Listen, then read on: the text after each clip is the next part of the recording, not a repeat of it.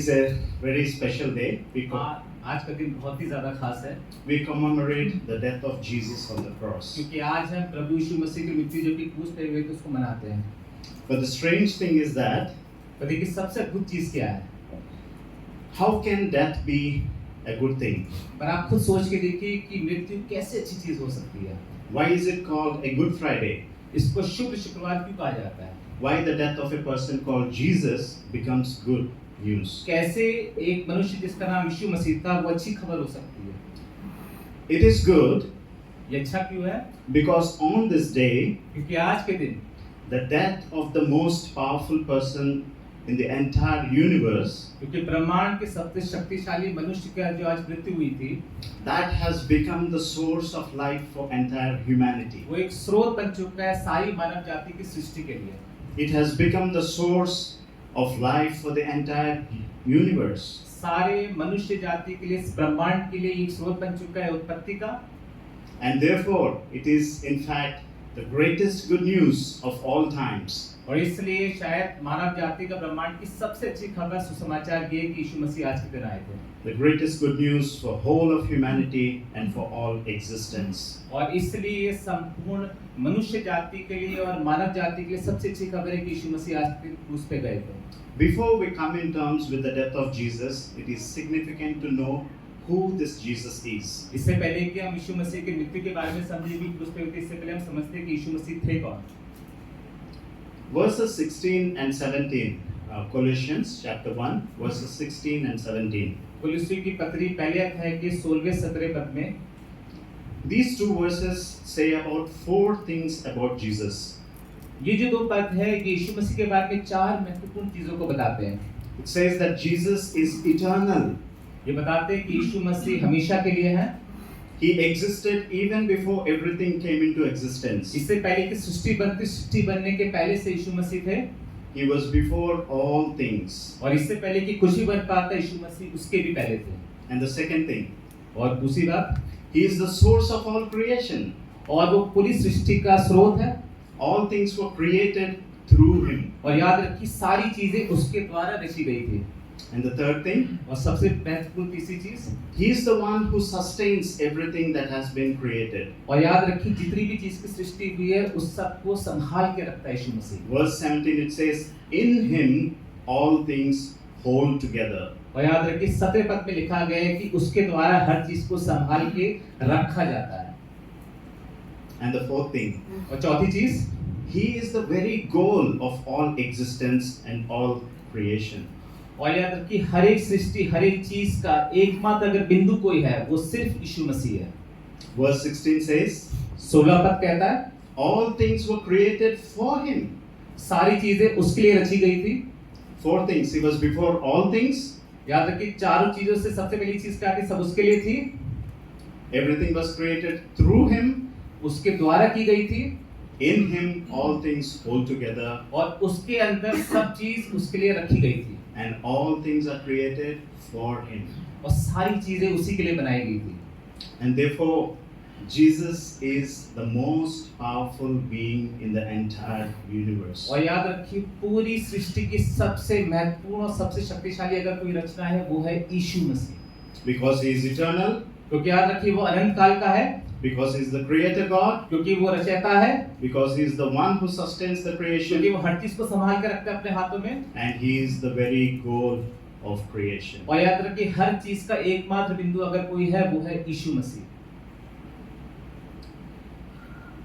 So what made Jesus to become a human being? कभी आप लोगों ने इस बात को सोचा है कि यीशु मसीह को मनुष्य बनने की जरूरत ही क्यों पड़ी थी? And what made Him to take this death on the cross on this? और ऐसी क्या जरूरत पड़ गई थी कि यीशु मसीह को सूली की मौत को लेना पड़ा था?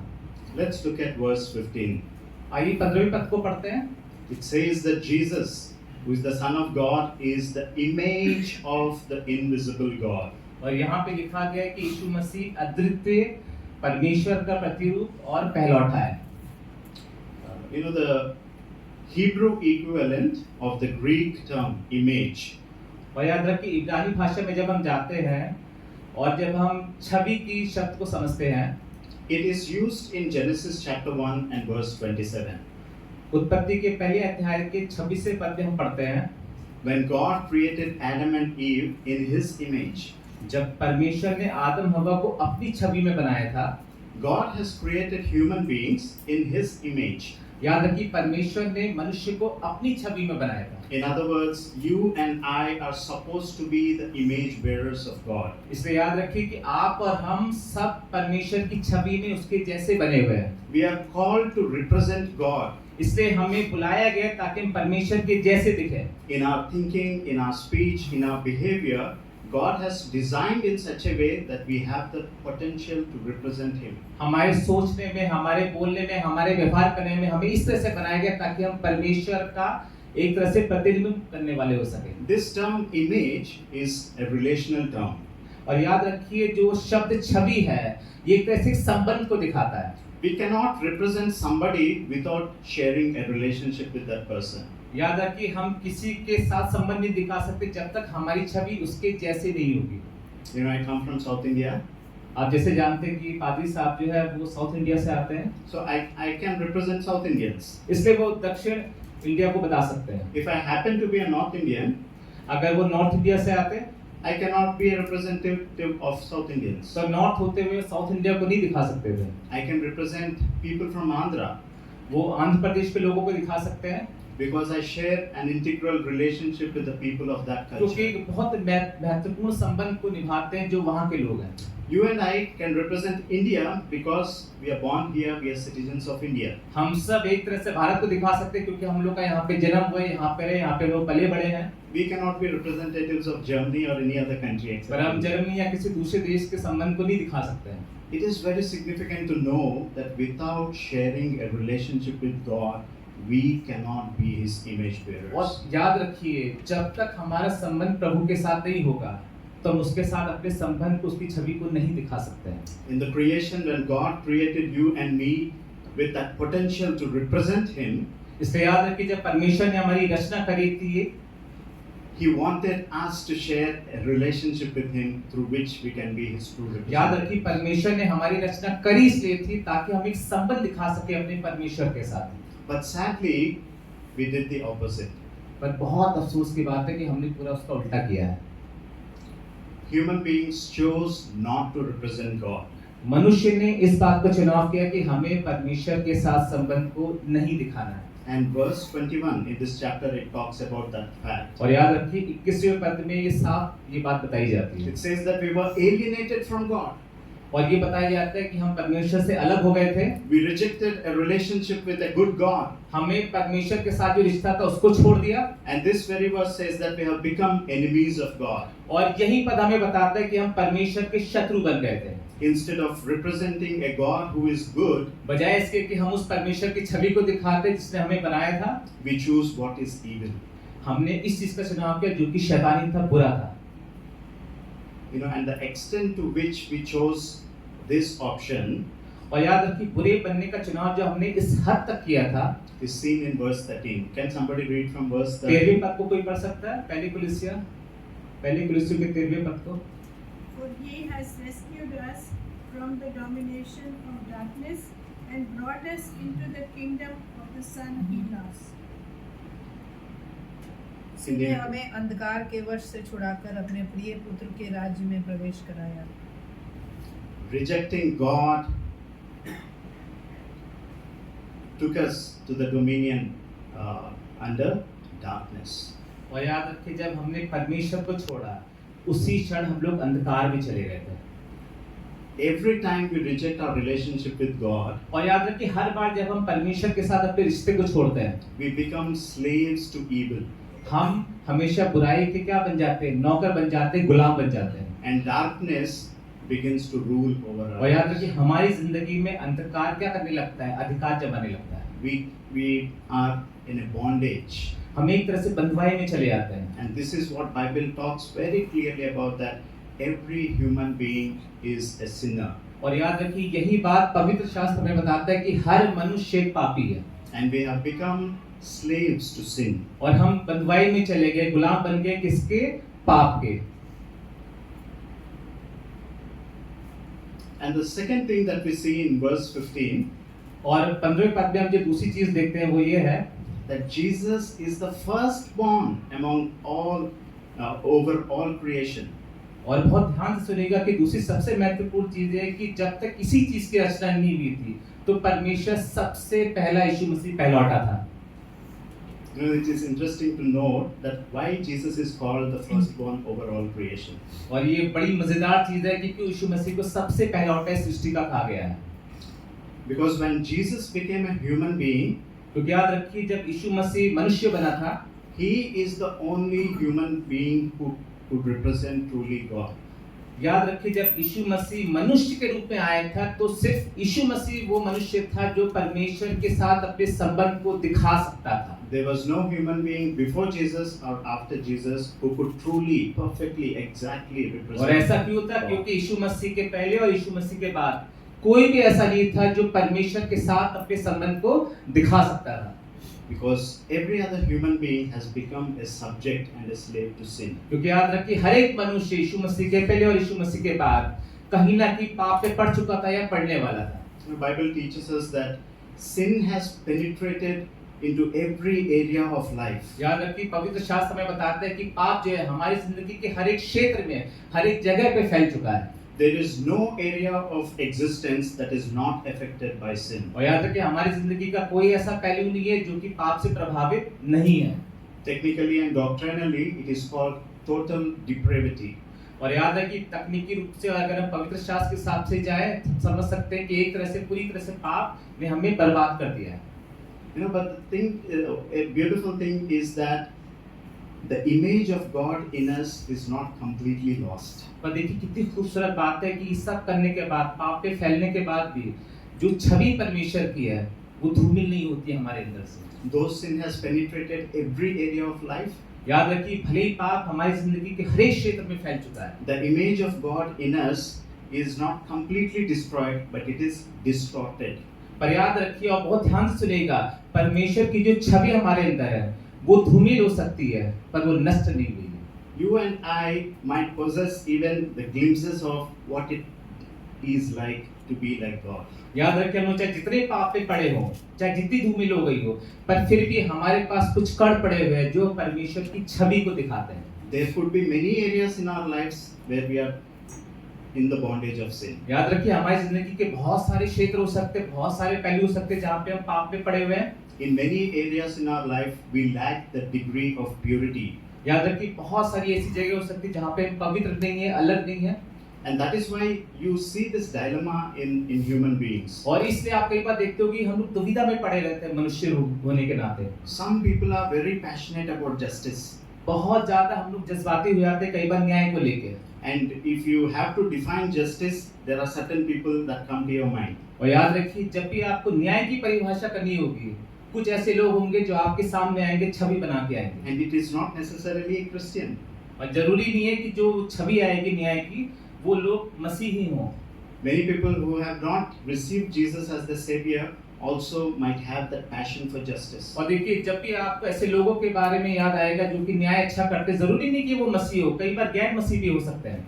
But that very people may have anger issue problems. पर याद रखिए वही लोग जिनको हम न्याय की मूर्ति समझते उनके अंदर गुस्सा हो सकता है। We see that dilemma. और इस तरह की दुविधा हम लोगों के अंदर देखते हैं। One person may be known for financial integrity. किसी मनुष्य को हम लोग समझ सकते हैं कि उसके अंदर आर्थिक मामलों की बहुत अच्छी जानकारी है। Maybe that same person is struggling with his sexual integrity. पर ऐसा भी हो सकता है कि वही मनुष्य जो कि पैसों के बारे में बहुत अच्छी जानकारी रखता है वो व्यभिचार में पड़ा हुआ है। Some people may be known for speaking truth, तो कई लोग ऐसे भी हो सकते हैं जिनको हम जानते हैं कि हमेशा सच बोलते हैं, but they might be struggling inside with envy. पर ऐसा हो सकता है कि सच बोलने वाले लोग भी अंदर ही अंदर जूझ रहे हों किससे? जलन से।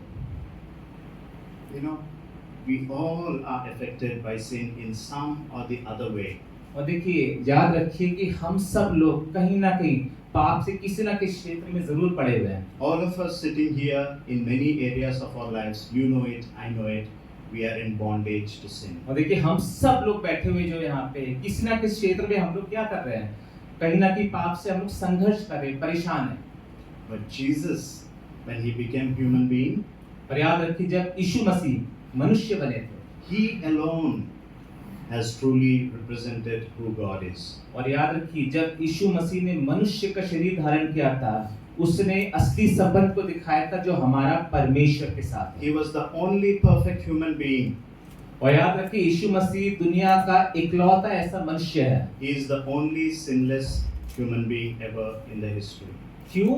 क्योंकि वो दुनिया का इकलौता ऐसा मनुष्य जिसने कभी ना पाप किया था ना पाप किया है। We have to sing two aspects of Jesus. He is God himself, इसलिए हमने यहाँ पे यीशु मसीह के दो पहलू को देखा कि पहली बार यीशु मसीह क्या थे? मनुष्य थे, परमेश्वर थे।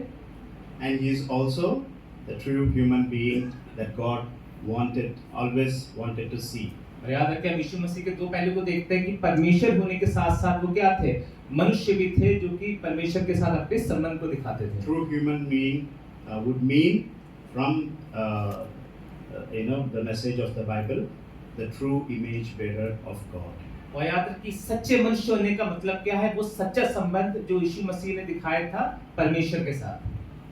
And therefore Jesus is the most compatible mediator between God and human beings. और याद रखिए यीशु मसीह से सबसे उपयुक्त वो साधन था जो हमारी परेशानी को किसके पास ले जा सकता था? परमेश्वर के पास। There is no other human being who is qualified to be a mediator between God and human और याद beings. रखिए दुनिया में कोई ऐसा मनुष्य ना था है ना होगा ना था जो हमारी प्रार्थनाओं को हमारी विनती को कहाँ ले जा सके? परमेश्वर के पास। Only Jesus is qualified to deal with our sinfulness. इसलिए सिर्फ यीशु मसीह योग्य है कि हमारे पापों से वो जूझ सके। Only Jesus is qualified to make peace between God and us. और सिर्फ यीशु मसीह योग्य है कि हमारे और परमेश्वर के बीच वो शांति को ला सके। Because we have rejected God, क्योंकि याद रखिए हमने परमेश्वर को नकार दिया है। instead of choosing to be His image bearers, we chose to be evil. और याद रखिए बजाय इसके कि हम परमेश्वर के साथ अपने संबंध को बनाते हमने अपने संबंध को किसके साथ बनाया है? शैतान के साथ। When I say He is the most compatible person to be a mediator between God and us. और याद रखिए जब यहाँ पे ये बताया जाता है कि यीशु मसीह सबसे उपयुक्त वो साधन था जो कि हमारी बात परमेश्वर तक ले जा सकता है।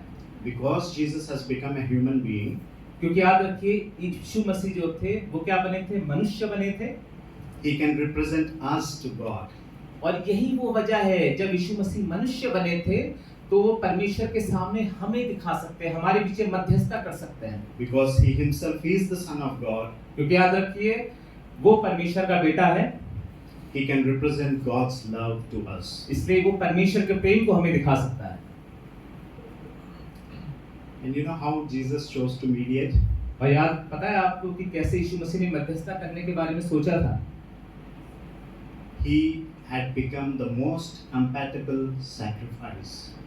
और यीशु मसीह ने सबसे उपयुक्त साधन समझा था कि वो अपने आप का बलिदान करे। Because He took our punishment in His body. क्योंकि याद रखिए वो सारा दंड जो हमें मिलना चाहिए था वो यीशु मसीह ने अपने शरीर में ले लिया था।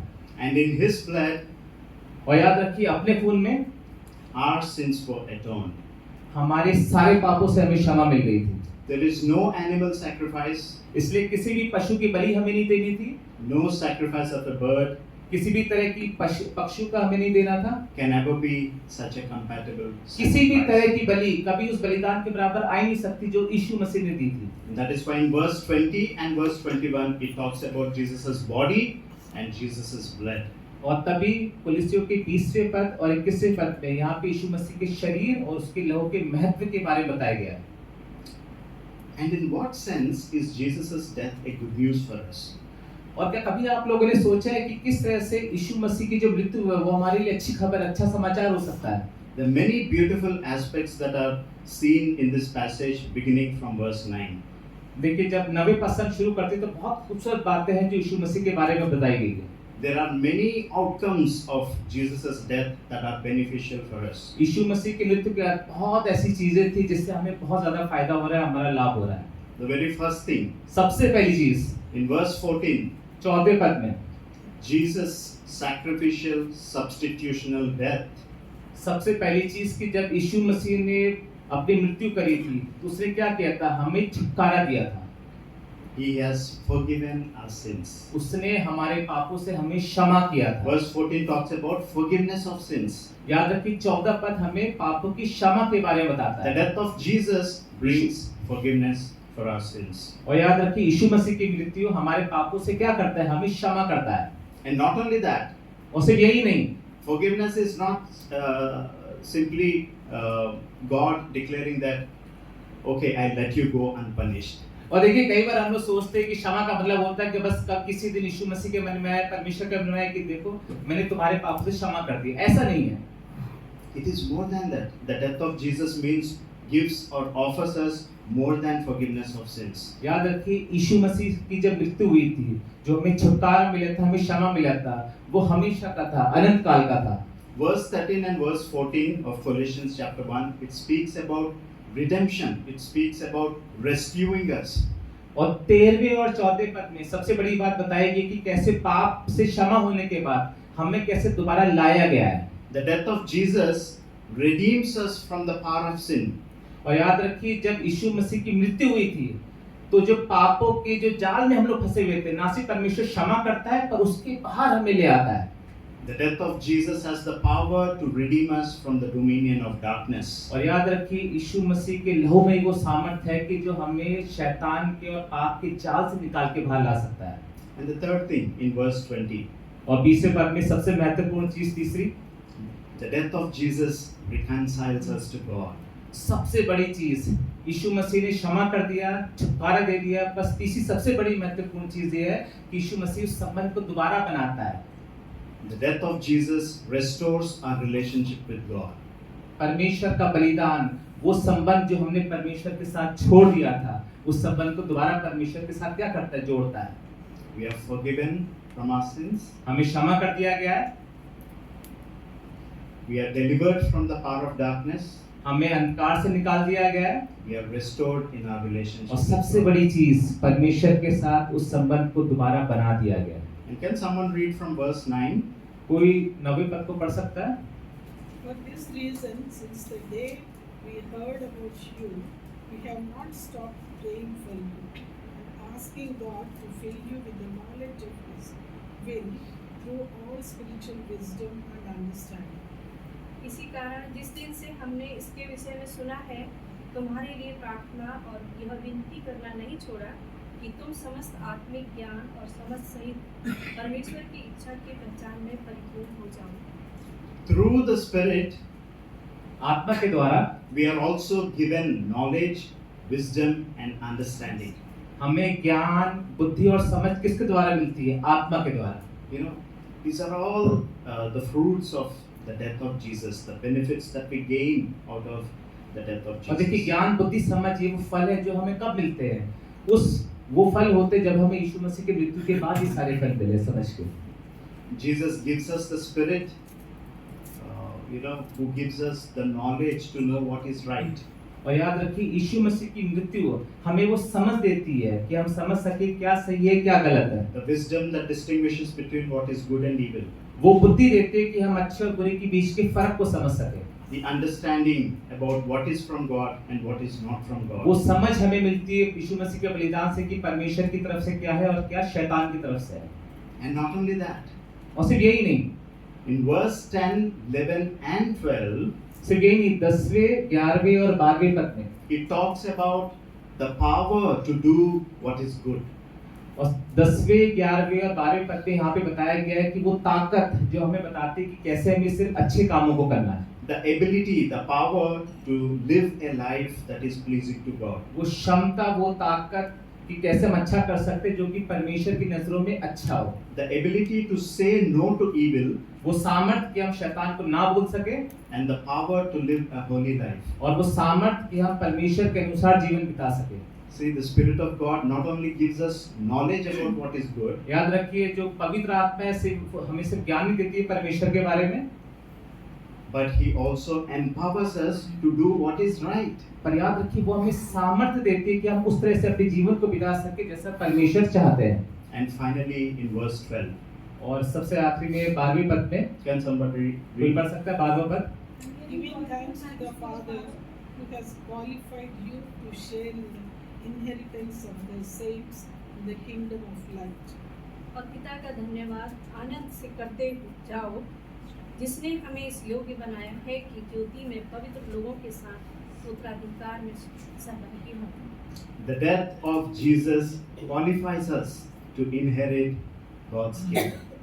और याद रखिए यीशु मसीह के बलिदान के द्वारा हम सहभागी हो जाते हैं परमेश्वर के राज्य में। We become part of the kingdom of light. और याद रखिए जो वो राज्य है उजाले का उसके हम सहभागी बन जाते हैं, वारिस बन जाते हैं। The death of Jesus gives us the power to be redeemed from the dominion of darkness. याद रखिए यीशु मसीह के मृत्यु के द्वारा ना सिर्फ पाप से निकाले जाते बल्कि बचाए जाते हैं। And we are given entry to the kingdom of light. बस सिर्फ निकाले और बचाए नहीं जाते पाप से बल्कि हम लोग परमेश्वर के राज्य में हमें क्या मिलती है, हमें स्वीकार मिलता है, हमें अंदर जाने का अवसर मिलता है। Bible says that we cannot atone for our sins. याद रखिए पवित्र शास्त्र हमें बताता है कि हम अपने पाप की क्षमा अपने आप नहीं कर सकते। We cannot qualify to be part of God's kingdom on our own right. याद रखिए पवित्र शास्त्र हमें बताता है कि हमारे पास इतनी योग्यता नहीं है कि हम परमेश्वर के राज्य में अपनी योग्यता के अनुसार क्या कर सके, जा सके। It is only the sacrificial death of Jesus on the cross, सिर्फ यीशु मसीह का वो बलिदान था जो कि क्रूस पे हुआ था, the death of a person who is God himself, एक मनुष्य का बलिदान जो कि खुद में परमेश्वर था, and the death of a person who is the true image bearer of और याद God. रखिए एक ऐसे मनुष्य का बलिदान जो सच में एक छवि को दिखाता है जो संबंध किसके साथ था, परमेश्वर के साथ था। Can only atone for our sins. सिर्फ यही मनुष्य जिसका नाम यीशु मसीह था वो हमारे पापों से हमें क्या कर सकता है, क्षमा दे सकता है। And only the death of Jesus can qualify us to be part of his kingdom. और याद रखिए सिर्फ यीशु मसीह का बलिदान ही हमें उसके राज्य में क्या कर सकता है, प्रवेश दे सकता है। And to conclude, can someone help in reading Mark chapter 1 and verse 15? कोई आखिरी में मरकुस के पहले अध्याय के 15वें पद को पढ़ सकता है? ये आखिरी पद है जो आप लोगों को पढ़ना है। The time has come, he said. The kingdom of God has come near. Repent and believe the good news. Hindi में कोई पढ़े? मरकुस 1 और 15। और यह कहने लगा, समय पूरा हुआ है और परमेश्वर का राज्य सन्निकट है। मन फिराओ और सुसमाचार पर विश्वास करो। Thank you. Only Jesus is qualified to say this. याद रखिए यहाँ पे जो हमने अभी तक को पढ़ा है सिर्फ यीशु मसीह योग्य है जो इस बात को बोल सकते हैं। He says, the time has come. सिर्फ यीशु मसीह कह सकते हैं कि समय आ गया है, The kingdom of God is near. परमेश्वर का राज्य बहुत निकट है। And he said two things. और यीशु मसीह यहाँ पे दो चीज कह रहे हैं, Repent and believe. क्षमा मांगो और विश्वास करो। And this is what we have heard in my last sermon. A genuine repentance can produce a faith and obedience. और याद रखिए इसी बात का जिक्र मेरे आखिरी वचन में किया गया था जब मैंने वचन दिया था, सरमन दिया था कि सच्ची क्षमा ही हमारे विश्वास को मजबूत कर सकता है And makes us obedient people. और जब ये हम एक बार मजबूत हो जाते हैं विश्वास में तो हम परमेश्वर की इच्छा के अनुसार चल पाते हैं। You know, it is not our obedience or it is not because of our good deeds that we are saved. और हमेशा याद रखिए कई बार हमें लगता है कि हम अच्छे काम कर रहे हैं, अच्छी चीजें कर रहे हैं, इसलिए हम परमेश्वर की बात मान रहे हैं। It is not that because I was born a Christian, my sins are automatically forgiven. और देखिए इस बात को अपने मन से बिल्कुल निकाल दीजिए कि अगर मैं जन्मजात ईसाई हूँ तो मेरे सारे पाप क्षमा हो जाएंगे। Every human being on the face of this earth, याद रखिए हर एक मनुष्य जिसका जन्म इस पृथ्वी पर हुआ है, if his or her sins are to be forgiven, अगर उसको पापों से क्षमा मांगनी है, they can never be on the right of their own. याद रखिए वो पापों की क्षमा कभी भी खुद से नहीं हो सकती है। It cannot be on their good deeds. कभी भी उनके अच्छे कामों से उनको पापों से क्षमा नहीं मिल सकती है। It is always because what Jesus has done. on हमेशा the cross. पापों की क्षमा सिर्फ और सिर्फ यीशु मसीह के द्वारा मिल सकती है। It is because Jesus has sacrificed his death as a substitution for us. और ऐसा क्यों हो सकता है? क्योंकि यीशु मसीह ने आपके और मेरे पापों को खुद पे लेके क्रूस पे क्या किया था? बलिदान किया था। In his body our sins are punished, क्योंकि उसके शरीर में हमारे पापों का दंड लिया गया and through his blood our sins will be cleansed. और उसके लहू के द्वारा हमारे पापों से हमें क्षमा मिल गई है। Can we repent and believe this good news? इसलिए याद रखिए, क्या हम इस सुसमाचार पे विश्वास कर सकते हैं कि हम पहले तो क्षमा मांगे और फिर विश्वास करें इस यीशु मसीह पे? And that is why the death of Jesus is the greatest good news of all times. और इसलिए याद रखिए, यीशु मसीह का बलिदान इस पूरे ब्रह्मांड का सबसे बड़ा सुसमाचार है। Because the death of Jesus offers forgiveness for humankind. क्योंकि याद रखिए, मानव जाति को पापों की क्षमा किसके द्वारा मिलती है? यीशु मसीह के बलिदान के द्वारा। Rescues us from the power of darkness. अंधकार के बंधनों से हमें छुटकारा मिलता है।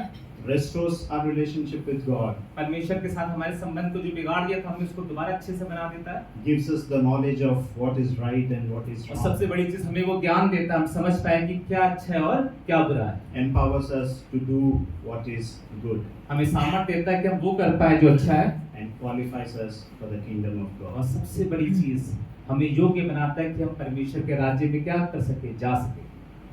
Let's pray. आइए प्रार्थना करें। Heavenly Father, we want to give you thanks because of the death of Jesus upon the cross. Lord, if there is not a Good Friday, human history has no meaning, no purpose. We were all lost. We thank you, Lord, for Jesus Christ, who has become a human being, who is God Himself and the perfect mediator between you and us. We thank you, Lord, that He took our sins upon Himself.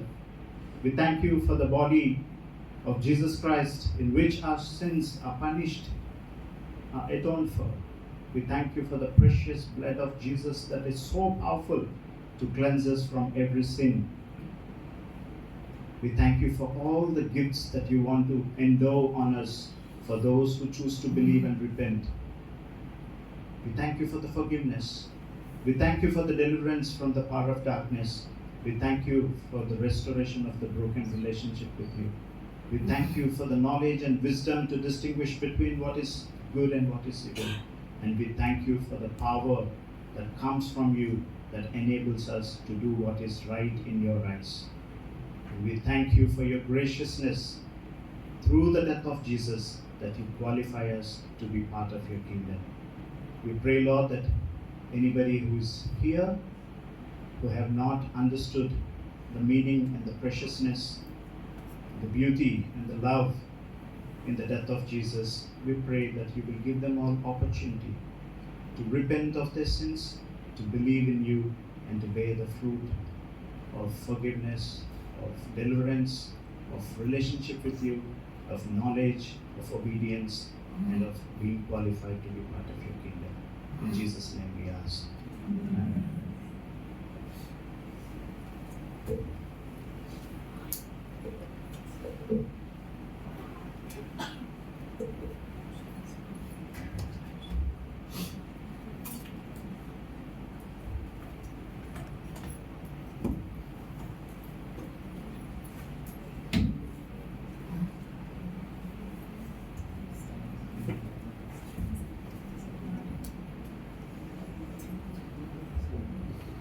In response, we'll sing together from our Grace Bible Church songbook, number 257. When I survey the wondrous cross,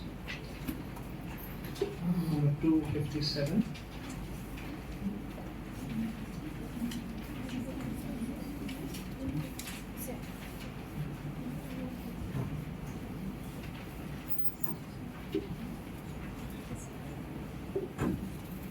Let's all rise.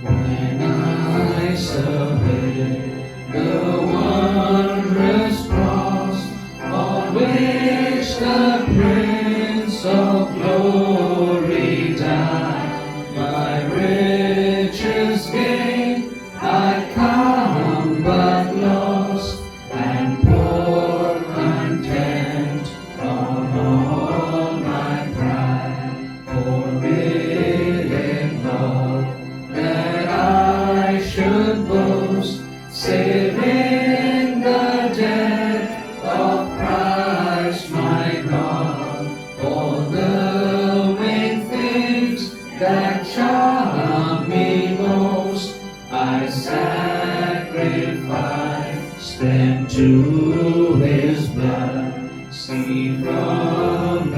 head, His hands, His feet, sorrow and love flow mingled down. Did such love and sorrow meet, or thorns compose so rich a crown? Would the whole realm of nature mine, that were an offering far too small, love so amazing, so divine, demands my soul, my life, my own.